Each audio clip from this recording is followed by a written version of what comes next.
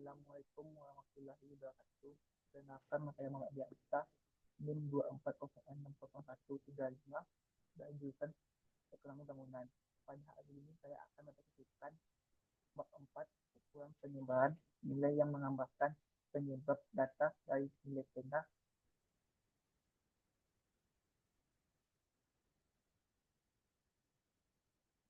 Pada presentasi ini saya akan saya akan saya akan menyampaikan 6 bagian. Itu ukuran penyebaran inti data yang setiap kelompok. Satu, bagian 1 jarak range. Bagian 2 deviasi rata. Bagian 3 varian atau dan standar deviasi. Bagian keempat varian sampel. Bagian 5 standar dan deviasi sampel. 1. Bagian jarak atau range. Jarak atau kisaran nilai atau dalam kurung range merupakan ukuran yang paling sederhana dari ukuran penyebaran. Jarak merupakan perbedaan antara nilai terbesar dan terkecil dalam suatu kelompok data, baik data populasi atau data sampel. Semakin kecil ukuran jarak menunjukkan karakter yang lebih baik, karena berarti data mendekati nilai pusat dan kompak. Rumus jarak n adalah nilai terbesar dikurang nilai kecil. 2. Bagian kedua, deviasi rata-rata. Deviasi rata-rata adalah rata-rata hitung dari nilai mutlak deviasi antara nilai data pengamatan dengan rata-rata hitungnya. Apabila kita memperhatikan ukuran dari range, maka kesimpulan data hanya berdasarkan deviasi rata-rata 2 data exchange.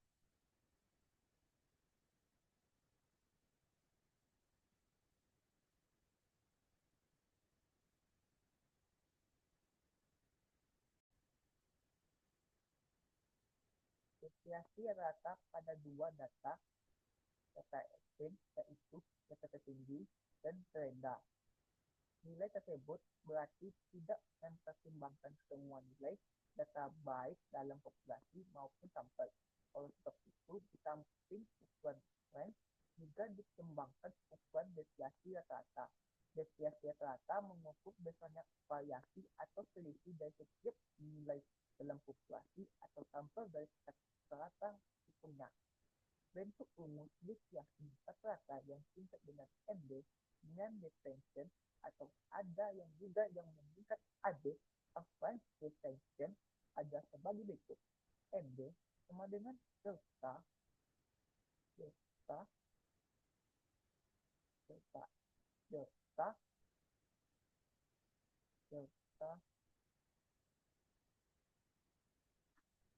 pada X dikurang X dibagi N.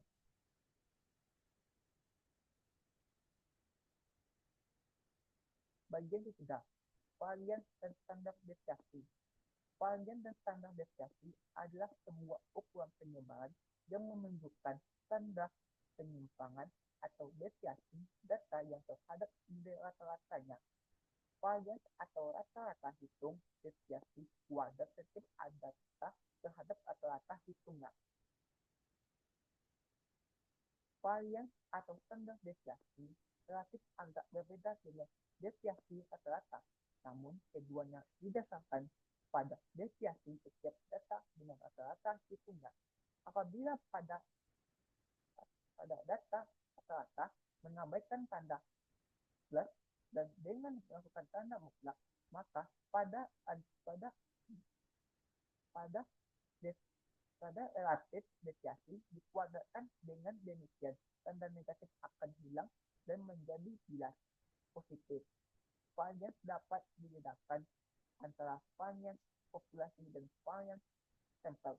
Varian populasi adalah deviasi kuadrat dari setiap data terhadap rata-rata hitung semuanya data dalam populasi, sedangkan varian sampel adalah deviasi kuadrat dari setiap data rata-rata hitung semuanya data dalam sampel di mana sampel adalah bagian dari populasi. Varian populasi dapat dirumuskan sebagai berikut. A pangkat 2 sama dengan delta yang kurung S dikurang delta pangkat 2 bagi S. Delta di pangkat 2 dengan delta S bagi S. Varian sampel. Sampel merupakan bagian dari populasi. Namun, apabila jumlah anggota di dalam populasi kurang atau sama 30, diusahakan semua menjadi bagian yang tajam. Apabila jumlah anggota dalam populasi lebih dari 30, maka langkah pengambilan sampel dapat dilakukan sehingga jumlah data tidak terlalu besar. Varian sampel dirumuskan sebagai berikut. S pangkat 2 sama dengan delta X dikurang X itu kurung pangkat kuadrat 2 dibagi N dikurang 1. Perlu diingat bahwa X delta bagi N merupakan nilai rata-rata hitung sampel apabila Anda lihat terbagi untuk varian populasi berbeda dengan sampel untuk populasi N, sedangkan untuk sampel N kurang 1, mengapa menggunakan sampel N kurang 1? Karena apabila digunakan akan menghasilkan dugaan yang lebih rendah underestimate atau varian populasi nilai N kurang 1 varian sampel menjadi terduga yang bisa atau menyimpang terhadap populasinya. Pada ukuran sampel yang kecil, kembali N kurang 1 akan memiliki hasil dugaan yang rendah, sehingga menjadi terduga yang tidak biasa. Bagian kelima, standar deviasi sampel. Bagaimana S pangkat 2 merupakan terduga delta pangkat 2, maka standar deviasi sampel S merupakan penduga bagi standar deviasi populasi delta. Standar deviasi sampel merupakan akar kuadrat dari varian sehingga dirumuskan sebagai berikut. S pangkat 2 sama dengan delta dalam kurung S dikurang X pangkat 2 dibagi N kurang 1.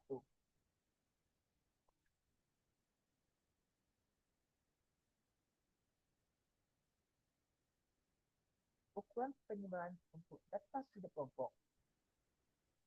Saya sudah selesai pembagian. Saya sudah menjelaskan ukuran penyebaran untuk data berkelompok. Data tidak kelompok. Sekarang saya akan menjelaskan tentang bagian-bagian ukuran penyebaran untuk data berkelompok. Bagian 1, deviasi rata-rata. Bagian 2, varian atau standar deviasi berkelompok. Bagian 3, ukuran penyebaran relatif. Bagian keempat, koefisiensi range. Bagian kelima, koefisiensi deviasi rata-rata. Bagian keenam, koefisiensi standar deviasi. Karena jarak atau range sama dengan ukuran penyebaran rata di data yang tidak berkelompok, maka saya akan masukkan dalam bagian 00 saja. Bagian 00 atau jarak range bagaimana pada data tidak berkelompok. Range pada data berkelompok adalah selisih pada batas atas dari kelas tertinggi dengan batas bawah dari kelas terendah. Range atau selisih antara batas atas dari kelas tinggi dengan batas bawah dari kelas terendah. Contoh soalnya, berikut ada data yang sudah dikelompokkan dari harga saham pilihan LQ 45 pada 11 September 2013 di DIE. Hitungan range dari data tersebut. Kelas K1 intervalnya 3.450 sampai 10.450. Jumlah frekuensinya 13. Kelas 2 intervalnya 10.451 sampai 17.51. Jumlah frekuensinya 1. Kelas ketiga 17.052 sampai 23.652. Intervalnya 3. Kelas keempat jumlah intervalnya 23.654 sampai 30.253, jumlah frekuensinya 1.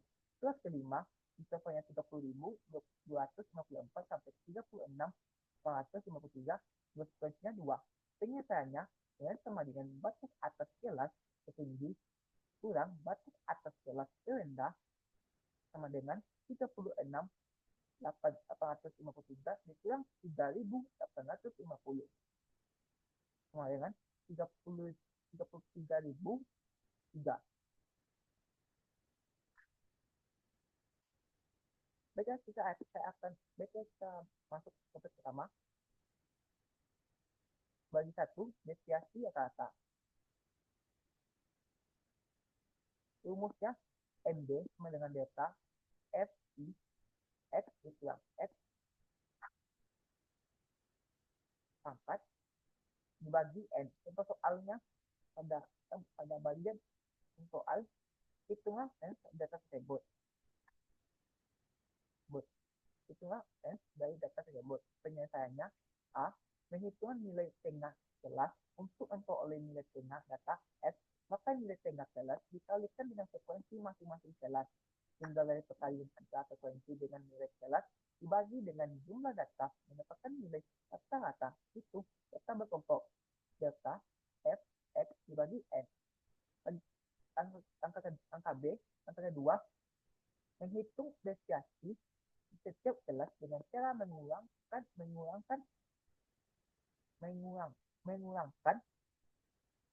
nilai tengah kelas dengan nilai rata-rata. Hitung dalam kurung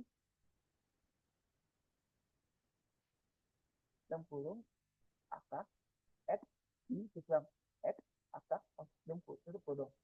Oke, angka ketiga, mengalihkan frekuensi dengan deviasi setiap kelas FI XI dikurang XI tutup kurung. D. Menjumlahkan hasil perkalian frekuensi dengan deviasi setiap kelas, kemudian membaginya dengan jumlah data N. Langkah-langkah yang disebutkan dalam bentuk tabel seperti berikut.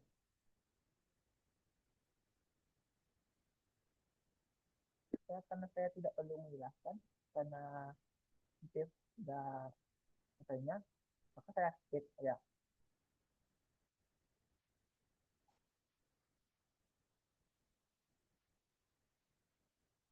Jadi yang kedua, varian atau standar deviasi data berkelompok. Varian untuk data berkelompok hampir sama dengan varian data tunggal, namun dikalikan dengan frekuensi setiap kelasnya. Varian data berkelompok dirumuskan sebagai berikut. X pangkat 2 sama dengan delta F yang kurung X kurang X pangkat 2 dibagi N kurang 1.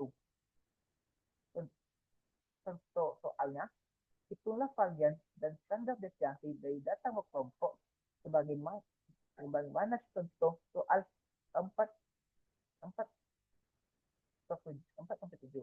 Penyelesaiannya A. Langkah pertama, menemukan nilai rata-rata, hitung data X dan kemudian mencari deviasi antara nilai tengah X I dengan nilai rata-rata, hitung data X I sudah X. B. Angka kedua, mengkuadratkan deviasi nilai tengah X dengan nilai rata-rata, hitung X I sudah X pangkat 2. C. Angka ketiga, mengalihkan frekuensi dengan kuadrat deviasi F dikali dan kurung X I kurang X pangkat 2. D.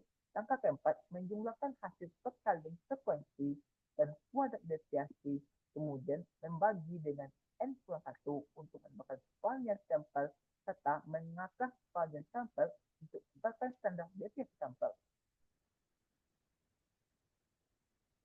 Proses langkah penyelesaian disebutkan pada tabel berikut. Tabelnya ya lupa inputnya, kita langsung penyelesaiannya. Penyelesaiannya data F dikali dalam kurung X kurang X pangkat 2 dengan 1.647.066,999 997,8. Diketahui nilai rata-rata hitung KF yaitu untuk 4, 4, 7, 4 sampai 7 dengan 13 juta, 12 juta, 90.000,90. Varian sampel dari sampel adalah X pangkat 2 sama dengan serta F kali lengkuruk XI dikurang X pangkat 2 dibagi N kurang 1 sama dengan 1,647,8 dibagi 20 bagi 1 kurang 1 sama dengan 1,646,997,8 dibagi 19 sama dengan 86,736,73. B. Standar deviasi dari sampel adalah S2 sama dengan delta F dikali X kurang X pangkat 2 sama dengan angka S pangkat 2 sama dengan angka 86,686 687 736,73 sampai 9.310,62 dibagi N kurang 1. Bagian ketiga, ukuran penyebaran relatif. Ukuran penyebaran relatif adalah mengubah nilai ukuran penyebaran dari berbagai satuan menjadi ukuran relatif atau persen. Penggunaan ukuran relatif akan memberikan manfaat pada kondisi A, data mempunyai satuan pengukuran yang berbeda atau ukuran persenan pada ukuran rupiah dan ukuran rupiah. B, data yang mempunyai satuan ukuran yang sama namun mempunyai rata-rata hitung yang sangat berbeda. Contoh, sama-sama mempunyai harga dalam rupiah, tetapi harga rata-rata kelompok calon tentu sangat berbeda dengan harga rata-rata kelompok mobil. Untuk membahas ukuran penyebaran relatif, maka akan dibahas secara berurutan. Yang pertama, coefficient mean. Kedua, coefficient deviasi rata-rata. Ketiga, koefisiensi deviasi standar.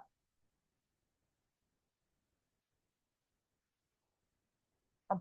Koefisiensi range. Koefisiensi range adalah pengukuran penyebaran dengan menggunakan range relatif. Koefisiensi range dirumuskan sebagai berikut. KR sama dengan LA dikurang LB dikali 100% dibagi LA ditambah LB.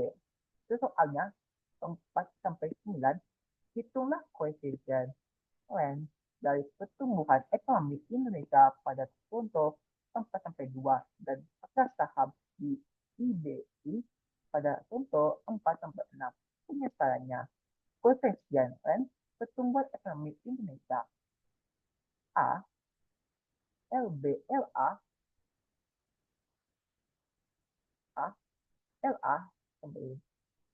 sama dengan 6,49 pertumbuhan tinggi, LB sebagai 4,5 pertumbuhan terendah, KR sebagai 6,49 kurang 4,5 dibagi 6,49 tambah 4,5 dikali 100 dengan 1,9 dibagi 10,99 dikali 100% dengan 18%. Koefisien perkembangan harga saham LA sebagai 3,6853 dan saham tertinggi LB 3,850 harga saham terendah. KR sama dengan KR rumusnya adalah KR sama dengan 3.600 6.853 dikurang 3.850 dibagi 3,653 tambah 3.850 dikali 100% sama dengan 33,003 dibagi 40,70 3 dikali 100 sama dengan 81%. Dari hasil data terlihat bahwa KF pertumbuhan ekonomi Indonesia 18%, dengan KF harga saham 81%. Koefisiensi deviasi rata-rata. Koefisiensi deviasi rata-rata adalah ukuran penyebaran dengan menggunakan deviasi rata-rata relatif terhadap nilai rata-rata atau persentase dari deviasi rata-rata terhadap nilai rata-ratanya. Koefisiensi deviasi rata-rata dirumuskan sebagai berikut. KMD yang kurung KMD atau koefisiensi deviasi rata-rata sama dengan MD median discriminant dikali 100% dibagi X. Soalnya 4-10 hitung koefisiensi deviasi rata dari pertumbuhan ekonomi antara negara maju dan Indonesia sebagaimana contoh. Soal penyelesaiannya, hitunglah koefisiensi deviasi rata dari pertumbuhan ekonomi antara negara maju dan Indonesia sebagaimana contoh. 4-2 negara maju, MD-nya sama dengan 1,27, X sama dengan 1,62, KMD-nya 1,27 dibagi 1,62 dikali 100% sama dengan 0,78%. Indonesia MD-nya sama dengan 0,83 dikali 83, X-nya sama dengan 5,58, KMD-nya 0,63 dibagi 5,58 dikali 100% sama dengan 0,11%. Jadi KMD Indonesia 0,11% dan lebih besar dari negara maju 0,78%. Koefisiensi standar deviasi. Koefisiensi standar deviasi ada ukuran penyebaran yang menggunakan standar deviasi relatif terhadap nilai rata-rata yang dinyatakan sebagai persentase. Koefisiensi standar deviasi dinyatakan dalam bentuk rumus KSD sama dengan S dikali 100, S dibagi X dikali 100%. Itu soalnya berdasarkan standar deviasi dari nilai rata pada contoh soal 4-5, hitungan koefisiensi standar deviasi untuk pertumbuhan ekonomi negara maju dan Indonesia dengan menggunakan sampel tahun ganjil. Penyelesaiannya, negara maju S sama dengan 2,61, X sama dengan 1,124, KSD sama dengan 1,124 dibagi 2,61 dikali 1 sama dengan 0,15%. Indonesia X-nya sama dengan 0,89, X-nya 5,588, KSD-nya sama dengan 0,86 dibagi 5,588 dikali 100% sama dengan 0,15%.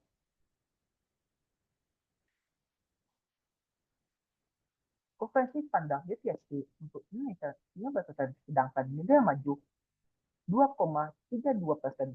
Penyebaran pertumbuhan ekonomi negara maju sebesar 2 kali dibandingkan Indonesia. Hal tersebut disebabkan oleh kenyataannya bahwa pada tahun 2008 terjadi krisis ekonomi global yang melanda Amerika Serikat atau USA, merembet ke Eropa dengan negara lainnya. Dampak dari krisis ekonomi global sangat dirasakan oleh negara-negara maju hingga tahun 2003, sementara dampak krisis global tersebut terhadap Indonesia tidak seperti yang dialami oleh negara maju. Penyebabnya dari krisis ekonomi USA adalah penumpukan uang nasional USA, Irak, dan Afghan yang mencapai 8,8 triliun USD, pengurangan pajak korporasi, pembengkakan biaya perang Irak dan Afghanistan. Yang paling krusial adalah Supreme Contract sama dengan cooling surat berharga properti sehingga membangkrutkan Lehman Brothers, Merrill Lynch, Goldman Sachs, Northrop, USB, Mitsubishi. Akibat dari para pelaku sterling menjual sekuritas atau kontrak future awalnya. Hal ini merupakan suatu tindakan spekulasi pada tingkat yang sangat tinggi karena investor menjual sekuritas atau komoditi tanpa memilikinya. Mereka hanya menjual janji saja. Mudah-mudahan Indonesia tidak jadi hal-hal seperti ini.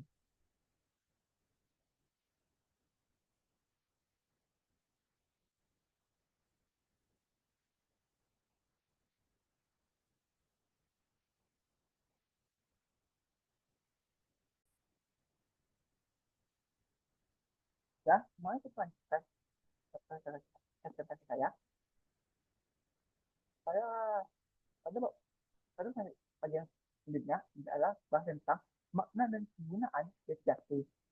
Teorema championship atau suatu kelompok data horizontal atau fluktuasi minimum posisi nilai-nilai yang dicetak pada das standar deviasi dari rata-rata hitungnya ada sekurang-kurangnya 1 dibagi dua kan pangkat 2 di mana kan merupakan kuantitas yang lebih dari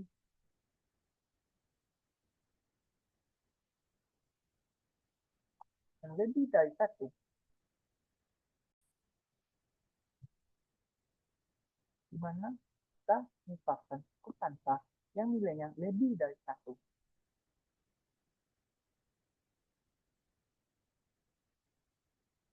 Lanjut, terkait dengan pengembangan deviasi dari data, ahli matematika usia PL Diskit pada tahun 1823 sampai tahun 1894 dalam link Menzel and Menzel 2002 mengembangkan teorema yang memudahkan untuk menentukan proporsi minimal dari nilai yang terletak dalam standar deviasi tertentu.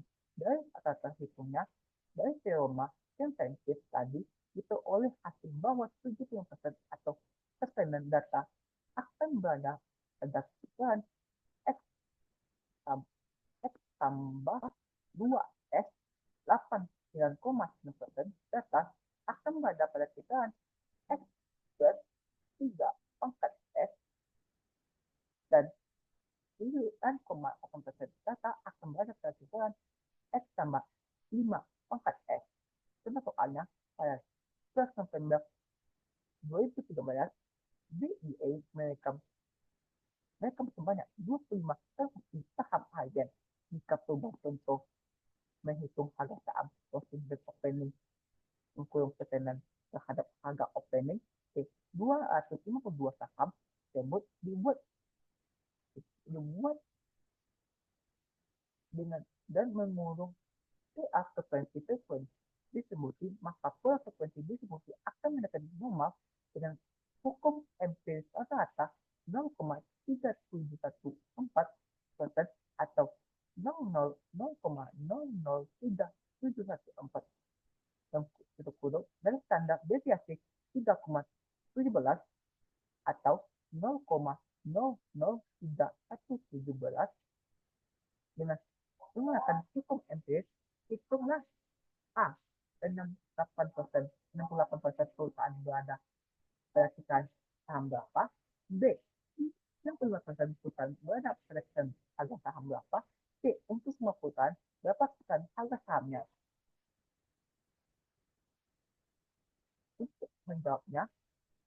Untuk menjawab penyelesaiannya, saya akan menjawab bagian A. 80% perusahaan berada pada kisaran X tambah LX sama dengan 0,0037 sama dengan 1,031 sudah dikurang 0,0037 tambah 0,0317 dengan 0,02802 atau 2,80% sama dengan 0,00314 kurang 1,0,03173 dengan 0,003114 dikurang 0,07377 0,3117 dengan min 0,03545 atau min 3,55%. Jadi kisaran harga saham untuk 68% perusahaan harga min 3,55% sampai 2,80%. B. Harga 90% perusahaan berada pada kisaran X tambah 2X sama dengan 0,00374 sampai 2,03117 hingga dengan 0,00252 sampai 0,06347 dengan 0,05975 atau 5,975% sama dengan 0,00314 yang 2,03173 dengan 0,00252 0 tambah 0 dikurang 0,06347 sama dengan min 0,06718 atau min 718%. Jadi sama harga saham untuk perusahaan harga min 6,718% sampai 5,975%. Oke, semua perusahaan berada pada kisaran X plus 3X, jadi 0,03714 dengan 3,0,03173 sama dengan 0,0252 sama dengan tambah 0,0952 dengan 0,0149 atau 6,15 sama dengan 0,003714 dikurang 0,03173 sama dengan 0,00252 dikurang 0,09520 sama dengan min 0,09892 atau min 9,89%. Jadi harga saham untuk semua perusahaan adalah min 9,89% dikurang 9,15%.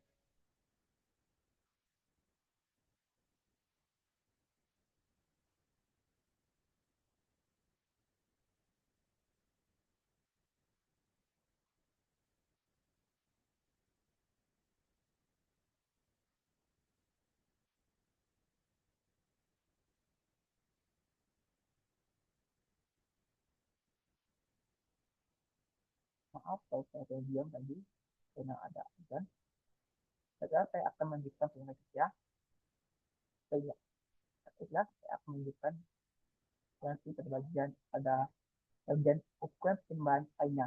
Pada ukuran pertimbangan lainnya dapat 3 bagian, yaitu interkuartil pada bagian 1, bagian 2 deviasi kuartil, dan bagian 3 gerak persentil. Bagian 1 dan interkuartil. Gerak interkuartil sama dengan kuartil ketiga dikurang kuartil sama dengan K3 dikurang K1. Untuk soalnya, menetapkan data contoh, misalkan data saham perusahaan pilihan di IBI diketahui bahwa harga saham terkecil 1030, harga saham tertinggi 7900, kuartil 1700, 1 kuartil 2, kas 2, 3475, dan kuartil 3, kas 3, 4150. Itu saja interkuartilnya. Penyelesaiannya berarti yang ada di dalam dari 1300 sampai 7.000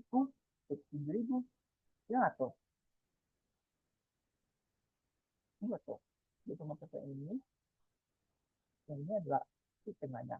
Titik tengahnya Jadi 15% adalah 1.700. 1.700. Nah, ketemu hasil ini 3.400.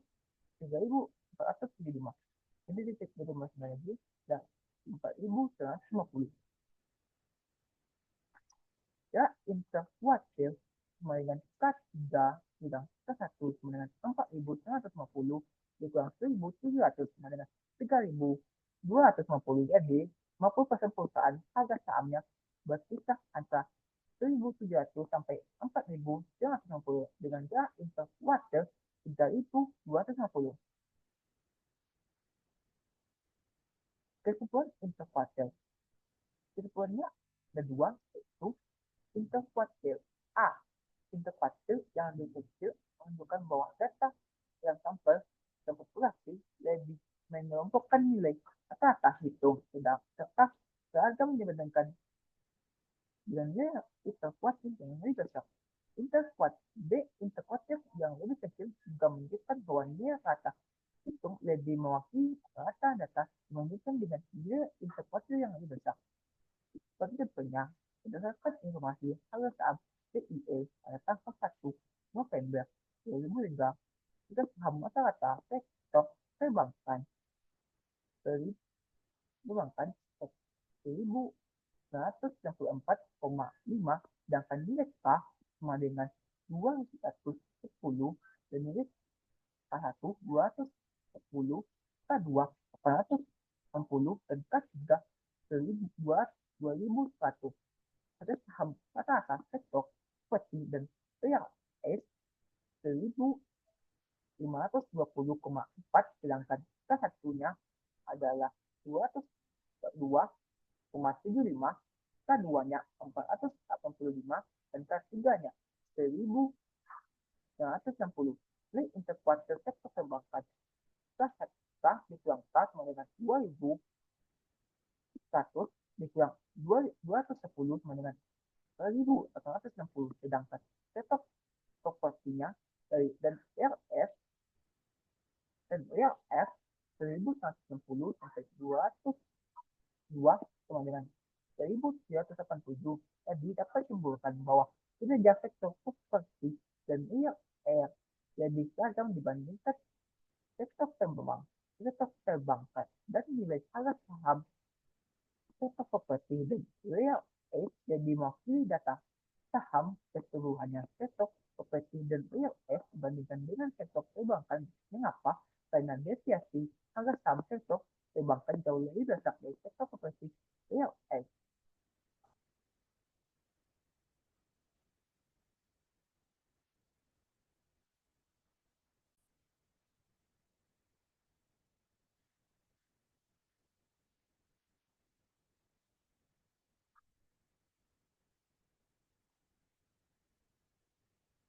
Lanjut, deviasi kuartil. Bagian 2, deviasi kuartil. Deviasi kuartil adalah ketegangan jarak antara kuartil ketiga, K3 dan kuartil sama K1. Deviasi kuartil dirumuskan sebagai berikut. DK atau deviasi kuartil sama dengan K3 dikurang K1 bagi 2. Lanjut, soalnya, hitungan deviasi kuartil dari sektor perbankan, serta properti, dan real estate apabila diketahui harga saham rata-rata sektor perbankan 303,194,5, sedangkan nilai K 210, K K1 210, K2 850, dan K3 7.200.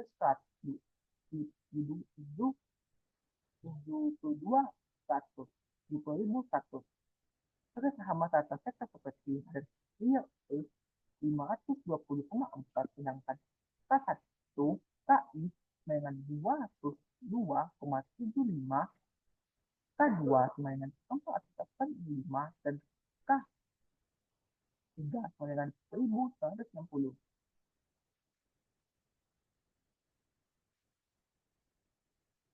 Seandainya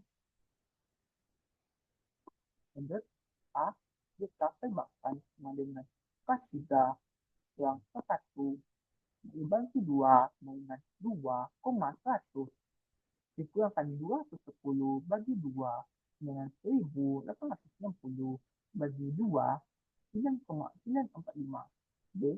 Jika properti dan real estate dengan K3 dikurang K1 bagi 2 dengan 1160 dikurang 202 bagi 2 dengan 1,787 bagi 2 dengan 8.949.636 dari nilai deviasi kuantitatif over jika properti dan real estate kecil dari jika beban.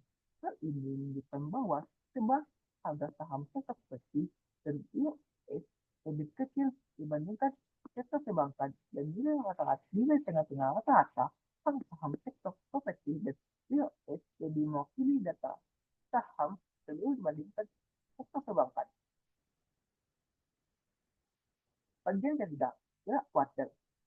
Gerak center pada selisih persentil P90 atau P90 dengan persentil P10 atau P10. Gerak center dirumuskan sebagai berikut. Gerak kuartal dirumuskan berikut. GP dengan P90 dikurang P10. Apabila dikaji P90 menyatakan 90% data, sedangkan P10 menyatakan sebesar 10% data, maka gerak kuartal menyatakan interval bagi 90% data.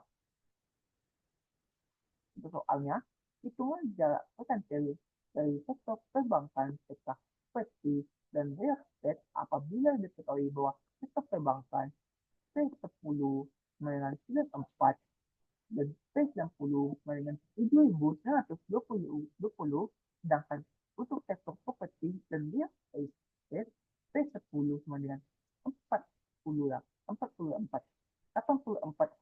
dan P90 5.620. Penyelesaiannya A. Jarak persentil perbankan dengan P90 dikurang P10 dengan 7.920 dikurang 4 dengan 7.826. B. Jarak persentil perumahan dengan P60 dikurang P100 dengan 5.620 dikurang 84,8 dengan 5.535,2. Tadi, jarak persentil untuk 80% perusahaan pada sektor perbankan lebih besar dibandingkan sektor properti. Hal tersebut menunjukkan bahwa deviasi perbankan lebih besar dibandingkan sektor properti dan real estate. Ukuran kecenderungan atau squareness. Bagian ketiga, ukuran kecenderungan atau squareness. Pada kurva simetris, X sama dengan MB sama dengan MO hingga berbentuk simetris. Pada gambar kedua, lihat bawah U X besar dari MB besar dari MO sehingga kurva cenderung ke kiri. Kurva demikian dengan sudut sempit kurang kurva cenderung ke kiri ini disebabkan karena aliran data yang sangat besar hingga nilai kata hitung yang meningkat. Sebaliknya pada gambar ketiga kurva cenderung ke kanan karena X yang kecil dari MB kecil dari MO. Kurva demikian disebut kurva cenderung ke kanan atau cenderung negatif. Hal ini disebabkan adanya data yang ekstrim dan menurunkan nilai hitung rata-ratanya.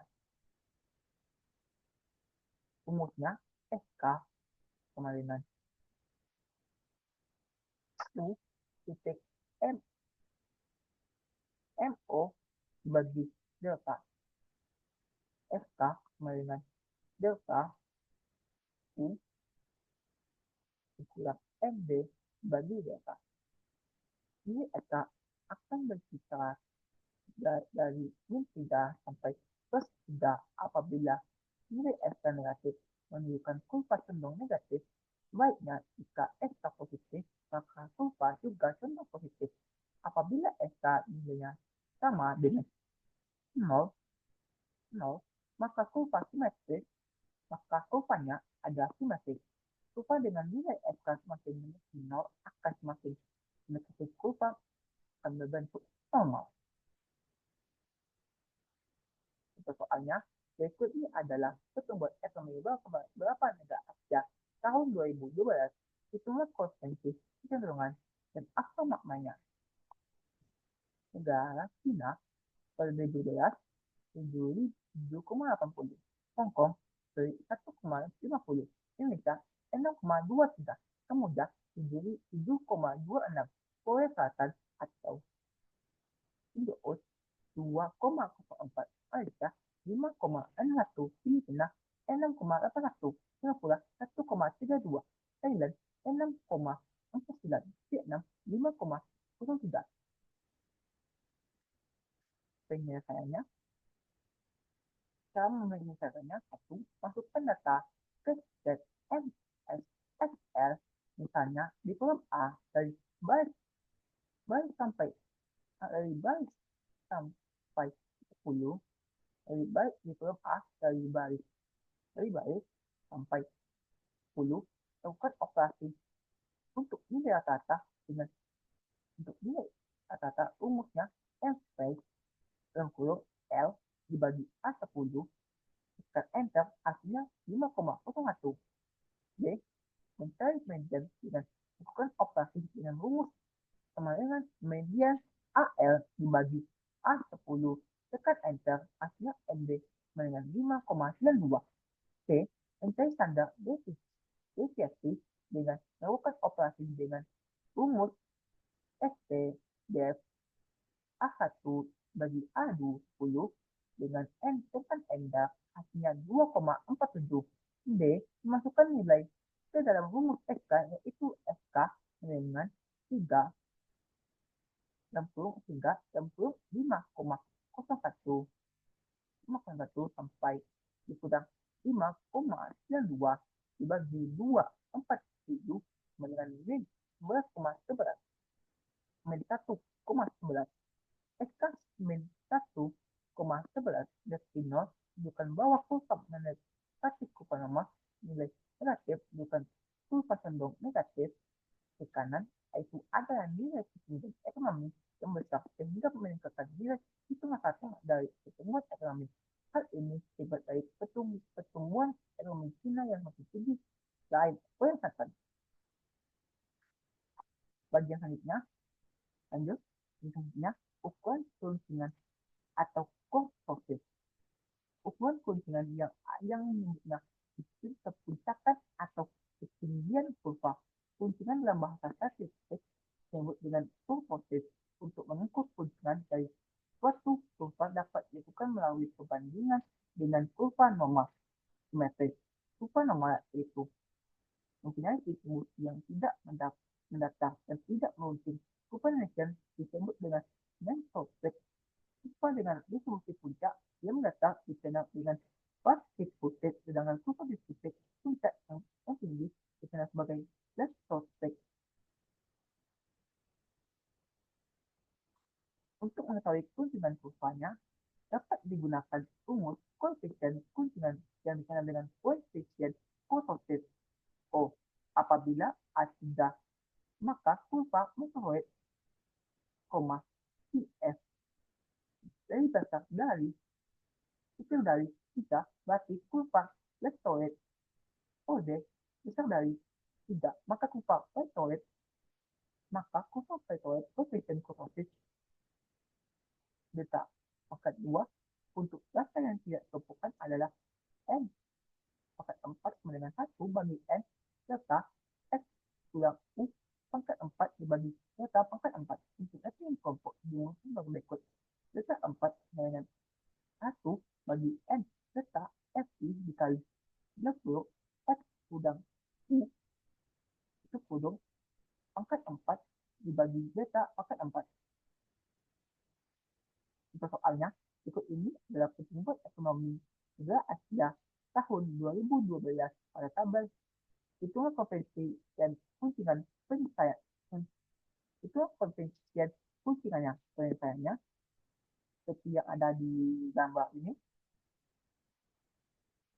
Karena yang kita paham, Kita lanjut. X, delta X sama dengan 50,10 bagi U sama dengan delta X dibagi N sama dengan 50 bagi 10 bagi 10 sama dengan 5,01 bagi delta sama dengan 60 X kurang U dibagi 2 sama dengan 54,88 bagi delta X kurang U X pangkat 4 sama dengan 518,60.